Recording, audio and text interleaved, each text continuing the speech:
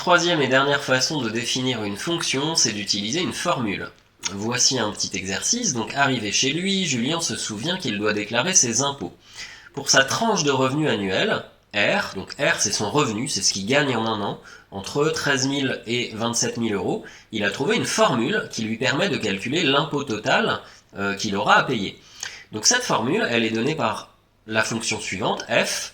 F de R est égal à 0,1 R moins 1300. Cette formule, elle est valable uniquement pour les gens qui gagnent entre 13 000 et 27 000 euros.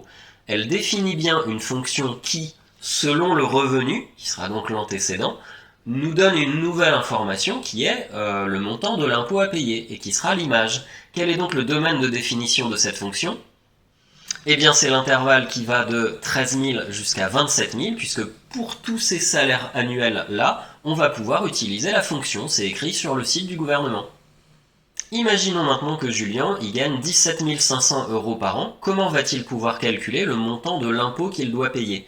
Eh bien, son revenu, c'est le petit R là, qui se trouve à l'intérieur de la fonction, c'est donc bien l'antécédent. Ce petit R, on va le remplacer dans la formule, ça donne ça.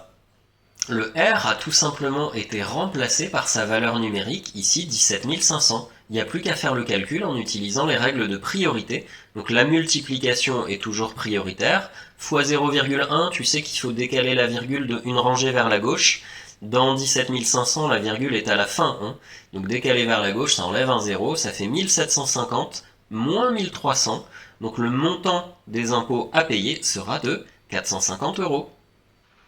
Grâce à la fonction impôt, en quelque sorte, le 17 500, il est devenu 450. On peut dire que 450 est l'image de 17 500 par cette fonction, ou alors on peut dire que 17 500 est l'antécédent de 450. Maintenant, dans quelle situation devrait-il payer 700 euros ? C'est-à-dire, si on paye 700 euros, ça veut dire qu'on gagne combien en fait par an ? Et dans ce cas-là, on a en fait déjà le résultat, l'image de la fonction, c'est 700 euros d'impôt, et il faut retrouver l'antécédent. L'antécédent, on n'a qu'à l'appeler x, comme toujours, et f de x, on a une formule qui nous dit combien ça fait, donc on peut remplacer. On sait que 0,1 R moins 1300 est égal à 700, c'est une équation à résoudre. Alors si tu as un peu de mal avec les équations, souviens-toi qu'il faut toujours essayer d'isoler l'inconnu, ce qu'on cherche, d'un côté, tout seul, du égal. La première chose qu'on va enlever, c'est le moins 1300. Et comment enlever moins 1300 ? En faisant plus 1300. Sauf que si tu veux que l'équation elle reste égale, il faut faire la même chose de l'autre côté.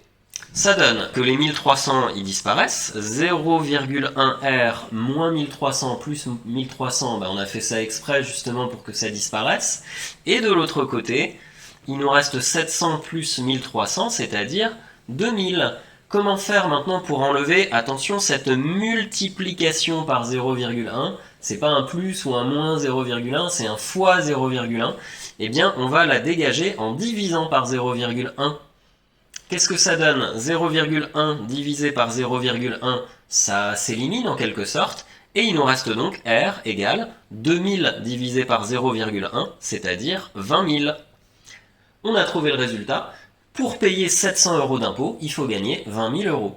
Donc, que va-t-on dire encore une fois ? Deux possibilités. Nous pouvons dire que 700 est l'image de 20 000 par la fonction impôt, là, la fonction f, ou alors que 20 000 est l'antécédent de 700 par cette même fonction.